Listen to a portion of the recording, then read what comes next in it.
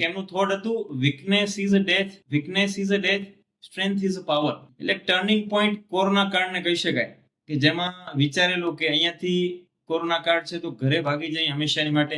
હોય છે જેમ કે આ લોકો જ્યારે સ્પર્ધાત્મક પરીક્ષાની તૈયારી કરાવતા હોય એટલે ઇતિહાસનું ચેપ્ટર હોય, ભૂગોળનું ચેપ્ટર હોય, એમ મેદાન ઉપર કયા પ્રકારે અલગ અલગ સ્તરમાં કામ થાય. ફૂલ એનર્જેટિક આપણે ખુદ ફીલ કરીએ કે આવા વિદ્યાર્થીઓ છે તો આપણે ટ્રેનિંગ આપવાની અથવા તો as a guide, as a coach અથવા એઝ અ આપણે શિક્ષક છે. છેલ્લી ભરતીમાં ઘણા બધા વિદ્યાર્થીઓ પાસ થયેલા હતા.